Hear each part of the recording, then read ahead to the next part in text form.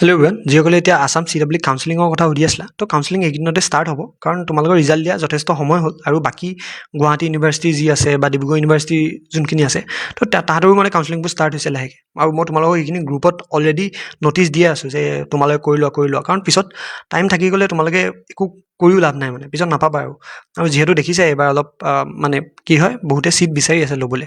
Even তোমাৰ spot কাউন্সেলিঙৰ কাৰণে এইবাৰ বহুতে আগৰ পৰাই মানে লাগি আছে আৰু যে স্পট কাউন্সেলিঙত হ'লেও পাই যাওঁ, কাৰণ মই স্পট কাউন্সেলিঙৰ বিষয়ে তোমালোকক এৱাৰনেছটো এতিয়াৰ পৰাই দি আছোঁ, আৰু বহুতে পিছত মানে গম নাপায় ন। তো এতিয়া কথাটো হ'ল, কাউন্সেলিং যেতিয়া হ'ব, সেইটো ভিডিঅ'টো মই দিলোঁৱে যে প্ৰিফাৰেঞ্চ কেনেকৈ দিবা, কি দিবা, বা তোমালোকৰ ৰেংকৰ যোনটো লিষ্ট মই দিছিলোঁ যে ফাৰ্ষ্ট কাউন্সেলিঙত তুমি 100ৰ পৰা যদি 500 ৰেংকৰ ভিতৰত আছা, তো এই চিট তুমি ফাৰ্ষ্ট কাউন্সেলিঙতে চিট পাই যাব পাৰা। যদি তুমি জেনেৰেল হয়, যদি OBC হয়, তুমি 1000 মানলৈকে ধৰিব পাৰা, 1800লৈকে ফাৰ্ষ্ট কাউন্সেলিঙতে পাই যাব পাৰা। যেই চিট তেনেকৈ ধৰিব পাৰা, তুমি 700 মানলৈকে পাব পাৰা ফাৰ্ষ্ট কাউন্সেলিঙতে, যদি তুমি জেনেৰেল কেটেগৰী হয়। বাকীখিনিৰ কাৰণে অলপ প্লাছ 300 মান কৰি ল'বা, ঠিক আছে। তো এইখিনি হৈছে কাট অফ এইখিনিতো মই অলৰেডি ভিডিঅ' বনালোৱে, বা ক'ত কি ল'বা। এতিয়া কি হ'ল, যিসকলৰ ৰেংকটো বহুত বেয়া হৈ আছে এতিয়াও, আৰু তোমালোকে এতিয়াও ষ্টিল ডাউটত আছা কোন কলেজত ল'বা, পাৰ্চিয়েল ড্ৰপ ল'বা নল'বা, এই গোটেইখিনি কথা তো আজি অকণমান আমি ডিছকাছ কৰিম বুলি ভাবিছোঁ, কাৰণ এতিয়াই এইটো টাইম, পিক টাইম যে ডিছকাছ কৰাটো। এতিয়া চোৱা, পাৰ্চিয়েল ড্ৰপ তোমালোকে ল'ব পাৰা। এইবাৰো বহুতে লৈছে, এইবাৰ বহুতে ড্ৰপো লৈছে, পাৰ্চিয়েল ড্ৰপো লৈছে, মানে আগৰবাৰ লৈছিলে, আৰু এইবাৰ ৰিজাল্টত তাহাঁতি মানে ভাল গৈছে দেই, ৰিজাল্ট ভাল গৈছে। কোনোবাই তোমাৰ BA চিট এডমিশ্যন লৈ থৈছিলে, কিছুমানে BEd এডমিশ্যন লৈ থৈছিলে। ভাবা, BEd যেনেকৈ ইংলিছ হ'ব পাৰে, তোমাৰ যেনেকৈ আকৌ ছ'চিয়লজি হ'ব পাৰে, এনেকুৱা কিছুমান ছাবজেক্ট থাকে। তুমি কৰোঁতে এনেই ডিষ্টেঞ্চত কৰি থ'ব পাৰা, একো প্ৰব্লেম নাইতো। জাষ্ট এক্সামটো দি থাকিলেও তোমাৰ মানে ডিগ্ৰী এটা লিষ্ট বাঢ়ি থাকে। একো নাই কৰা মানে এইটো কৰি আছা, আৰু এইখিনি তোমালোকৰ পাৰ্টিকুলাৰ নিজে বিচাৰি ল'ব পাৰা। খালি ডিষ্টেঞ্চত কৰিলে বেছি কি কাৰণে ভাল, তোমাৰ এটা প্ৰেছাৰ নাথাকে, আৰু তুমি যোনটো পাৰ্টিকুলাৰ কম্পিটিটিভ এক্সামৰ কাৰণে পঢ়ি থাকিবা, তো তাৰ কাৰণে মানে তুমি অলৰেডি ৰেডি হৈ আছা। তো you can take the drop. আৰু চোৱা, ড্ৰপ ল'বলৈ এটা বস্তু ভাল হয় যে তুমি হোপফুল হৈ যাবা যে নেক্সট বছৰ য়েছ মে ফাৰ দুংগা মানে। কিন্তু সেই হোপফুলৰ লগত যদি তুমি সেই টাইমটো ইউটিলাইজ নকৰা, দেন এইটো মানে মেচিভ এটা ছেটবেক হ'ব তোমাৰ। কাৰণ ড্ৰপ ইয়াৰ লোৱাটোত যোনটো তোমাৰ কনচিষ্টেঞ্চি থাকে ন, সেইটো মেইনটেইন কৰাটো বহুত টান হয়। বহুতে এতিয়া কি হয়, এই কনচিষ্টেঞ্চিটো মেইনটেইন কৰিব নোৱাৰিলে তুমি আকৌ সেই লুপটোত সোমাই যাবা। এবাৰ এনেকুৱা বহুত ষ্টুডেণ্ট আছে যাৰ ছেকেণ্ড ড্ৰপ হয়, থাৰ্ড ড্ৰপ হয়, ষ্টিল তেওঁলোকৰ ৰেংকটো ইমান ভাল নহয় মানে, ঠিক আছে। তো তেওঁলোকৰতো এটা বহুত ষ্ট্ৰেছ পৰি যাব, অলৰেডি ড্ৰপ ইয়াৰ চলি আছে, ৰেংক ভাল নাই হোৱা, কলেজ পাম নে নাপাম। তো সেইটো কাৰণে এই পাৰ্চিয়েল ড্ৰপটো ল'লে মানে অকণমান ছেফ ছাইডত থকা যায়।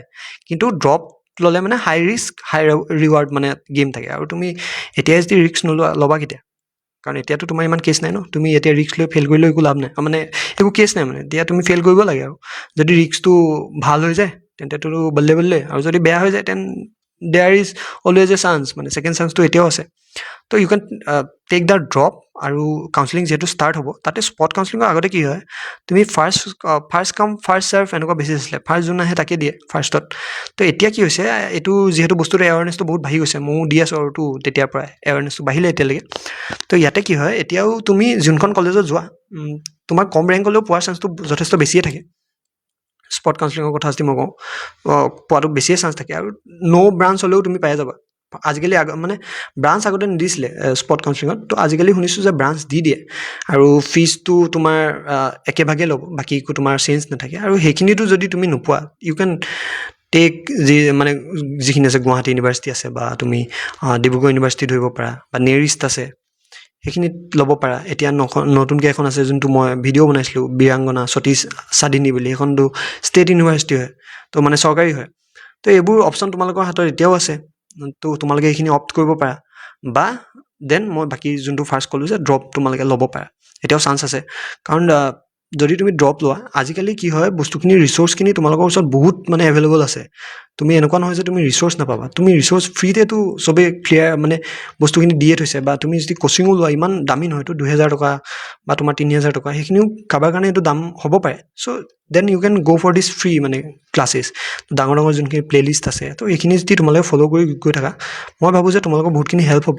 আৰু আল্টিমেটলি তোমালোকে যিসকলে অসমত থাকিম বুলি ভাবিছা, তো তেখেতসকলে কিবা এটা ব্ৰাঞ্চ লৈ ল'লেই হ'ল, কাৰণ তুমি গ্ৰেজুৱেট হ'লেই হ'ল। আৰু গ্ৰেজুৱেট হৈ মেলি তুমি এতিয়া বেলেগ এক্সামবোৰ এপ্লাই কৰিব পাৰা। যাৰ যাব মন আছে অসমৰ বাহিৰত, then your branch will definitely matter.